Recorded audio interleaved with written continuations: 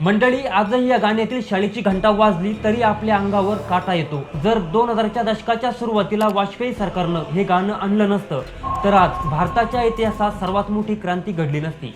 विशेष म्हणजे या गाण्याच्या शूटसाठी टीमला संपूर्ण भारत फिरावा लागला होता। जेव्हा अटल बिहारी वाजपेयी सरकारनं 2001 मध्ये सब पढे सब बढे हा नारा देऊन सर्व शिक्षा अभियान सुरू केलं, तेव्हा देशातल्या प्रत्येक मुलाला शाळेत आणणं हे सरकारसमोर एक मोठं आव्हान होतं। सरकारला हा संदेश फक्त कागदावर किंवा सरकारी फाईलमध्ये बंद ठेवायचा नव्हता, तर तो थेट लोकांच्या मनापर्यंत पोहोचवायचा होता।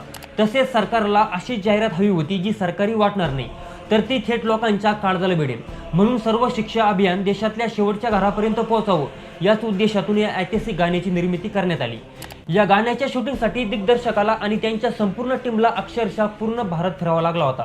तर त्यामागे खूप सुंदर कारण होतं। गाण्यातून संपूर्ण भारताची एक अशी झलक दाखवायची होती जेणेकरून देशातील प्रत्येक नागरिकाला, प्रत्येक भाषिकाला हे गाणं आपलं वाटेल। म्हणूनच या गाण्यात काश्मीरच्या बर्फाच्छादित डोंगरापासून ते केरळच्या हिरव्यागार बॅकवॉटर्स पर्यंत आणि राजस्थानच्या वाळवंटापासून ते ईशान्य भारताच्या दुर्गम घनदाट जंगलापर्यंत हा प्रवास दाखवलाय।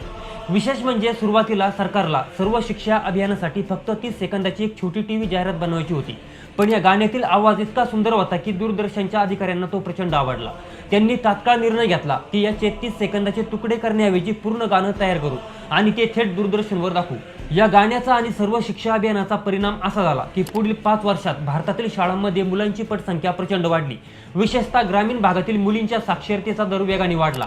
आज आपण डिजिटल युगात कितीही पुढे गेलो असलो तरी दूरदर्शनवरची ती घंटा आणि स्कूल चले हमचे ते गाणं आजही आपल्याला जुन्या दिवसांची आठवण करून देतं। तर मंडळी, तुमच्यापैकी किती लोकांनी लहानपणी हे गाणं थेट दूरदर्शनवरती पाहिलं होतं? तुमचं मत कमेंट करून नक्की सांगा।